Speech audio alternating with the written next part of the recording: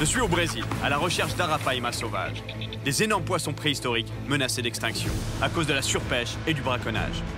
Le but, ramener des échantillons d'ADN à des biologistes pour en apprendre plus sur ces animaux afin de mieux les protéger. Je viens d'obtenir la permission de pêcher sur un lac surveillé par une communauté locale et où il y aurait de véritables monstres. Mais avant tout, je dois capturer des appâts frais, des piranhas. En général, ça attire les piranhas, ça en froid, ça fait un son, ça imite comme un petit poisson qui viendrait à la surface, qui est en détresse. Et là, en l'occurrence, il va tomber sur ma main.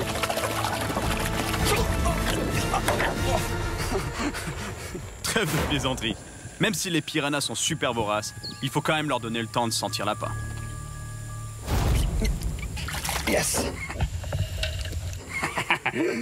En voilà un piranha. Exactement ça qu'on voulait. Muito bon. Les piranhas se nourrissent souvent en banc, donc il devrait y en avoir d'autres dans le coin.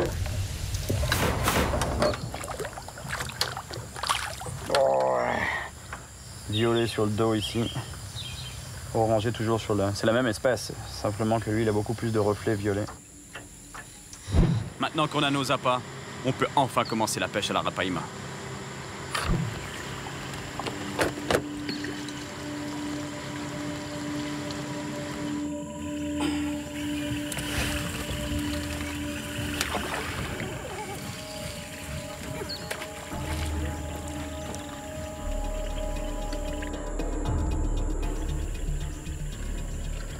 C'est bon de savoir qu'on a des piranhas vivants dans le seau derrière, puis que moi je mettais mes mains tout à l'heure dedans. O piranha comme? Si. C'est? Et allez, quand je vous dis qu'il y a un piranha vivant qui traîne dans notre seau, regardez, il lui a bouffé la queue net à lui. Et alors, c'est toi qui as fait ça, hein? Tu te souviens de ça? Pas gentil ça, pas gentil de faire ça à tes copains. C'est vrai qu'il était mort, mais bon. Allez, tire-toi. Oh, ça y est. Il y a un départ, il y a quelque chose là.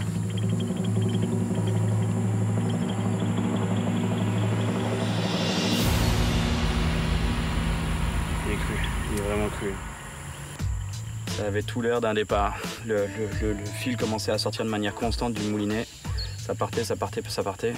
Donc c'était soit que le prédateur avait l'appât dans la gueule, soit que les piranhas étaient en train de le dévorer. Et évidemment, c'était les piranhas. C'est fou ici la vitesse à laquelle le temps peut changer. Il fait grand beau, on est en train de brûler au soleil et 5 minutes plus tard, littéralement 5 minutes, je vous dis même pas 5 minutes, une grosse pluie tropicale. Et des fois ça dure, des fois ça dure pas. Les heures passent et toujours pas de touche. Je commence à vraiment douter qu'on va arriver à trouver de l'arapaima par ici.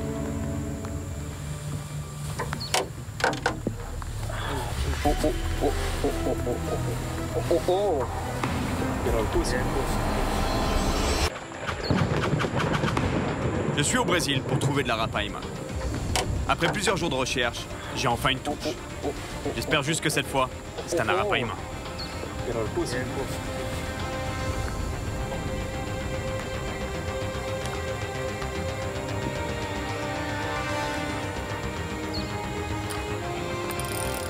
Vu que j'utilise un hameçon cercle, je laisse le poisson se ferrer lui-même avec la pression du frein.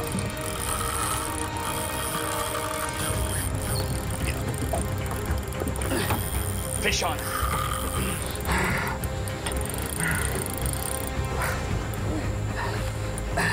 C'est un beau poisson. Ah! Cuidado.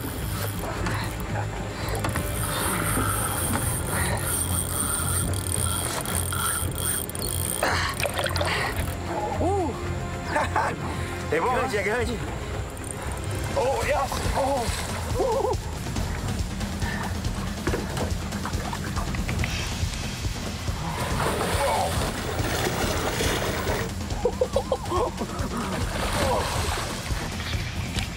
Les arapaima sont très fragiles. Faut vite que je le ramène au bateau pour pas l'épuiser.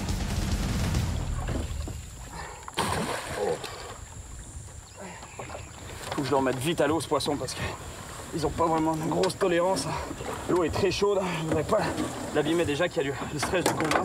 C'est bel et bien le poisson recherché, mais c'est aussi une espèce en voie d'extinction. Donc je fais le plus vite possible pour pas le blesser. Je voulais pas risquer de l'abîmer ou de le tuer, donc c'est pour ça que je l'ai libéré directement. Je vais enlever l'hameçon, je le laisser repartir. Mais au moins c'est une confirmation, il y a du poisson ici. Et ça pour un arapaima, c'est un beau poisson, mais c'est pas un monstre. Il devait faire à peu près 30-35 kilos, je dirais. À peu près 80 livres, ouais 70-80 livres. Un beau poisson. Obrigado, amigo. Bon pêche. Non, un monstre, mais j'ai bon. Même si on n'a pas eu le temps de prendre un échantillon de nageoire, on a au moins maintenant la preuve qu'il y a de l'arapaima dans le secteur. Et comme la journée a été longue et difficile, Katita m'invite pour une bonne bouffe chez ses amis.